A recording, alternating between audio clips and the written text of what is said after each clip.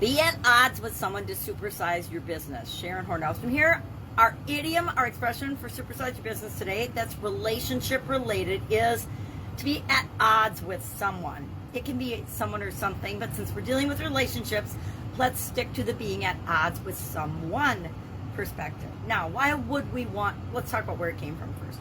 This is another idiom. They don't know the exact place or time it was used, but it's been used, they think, since at least the 1300s in English, because the word odd has been around since that long. Now, as in, excuse me, they believe that it came from the odd and even. Even meaning the same or to agree, therefore odd meant the opposite or to disagree, or not even, or not equal, or not fair, or all these other things that we seem to put people on this level ground.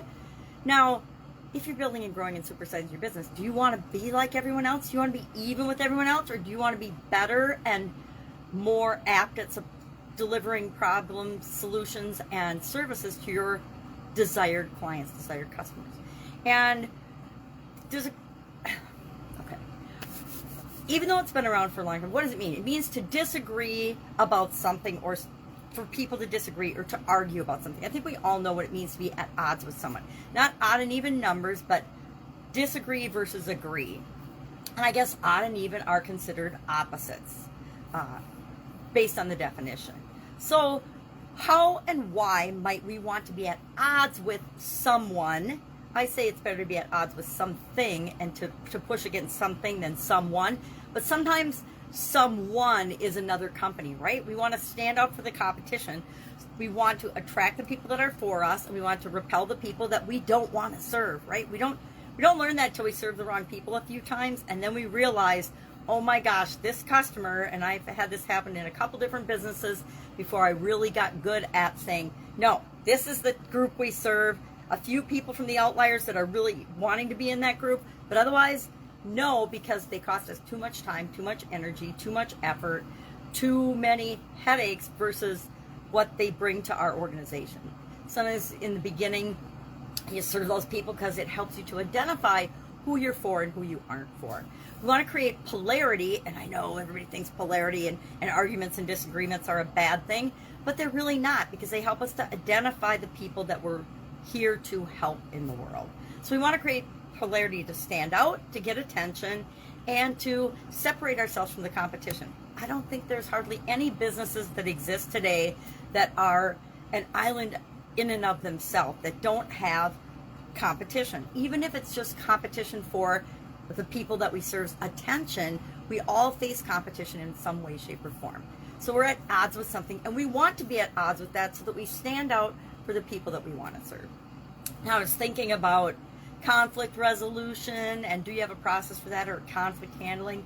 And that reminded me of the SOAP framework, which is a simple 4-step process that we use in the annual challenge, and we used it in the Get Up and Go challenge in the last couple of years, to automatically install the process into our subconscious to deal with challenges, conflicts, things and people and situations we're at odds with.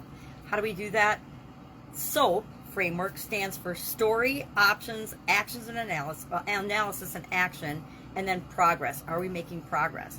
So in story or situation, we identify where we are now, what's the current situation, and what do we want it to be. Because a lot of the time, if we're at odds with someone, we have to determine first and foremost, is this, and again I use something called the urine analysis, is it urgent? Is it what resources will require? Is it important? Is it necessary? And what kind of energy and effort is required to deal with the situation?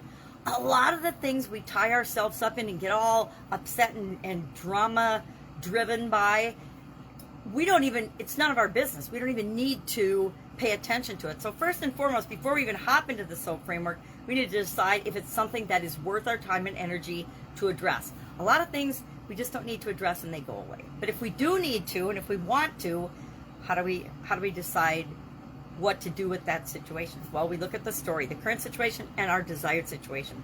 That creates the gap that we need to fill with the other steps of the framework. O stands for options, so we usually brainstorm options. What's possible? What are some things we could do, and how are some things we could handle the conflict? Then we look at, and A for action, we analyze the options that we looked at. We pick one and we immediately take action, right? We take action and we do something.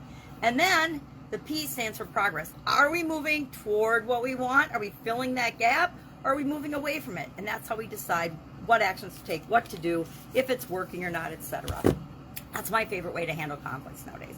So I like this idiom. I don't know that I've said, oh, we're at odds. I've probably said we're at odds, or hey, we're having a fight over this, or we disagree, more than I've said to be at odds with someone. But it is a great idiom and a great expression, and it's a great way to look at standing out and being a leader in our industry. Love to hear your take and your experience with this idiom, and I will be with you tomorrow with another relationship-related idiom for the month of June. Have an awesome day.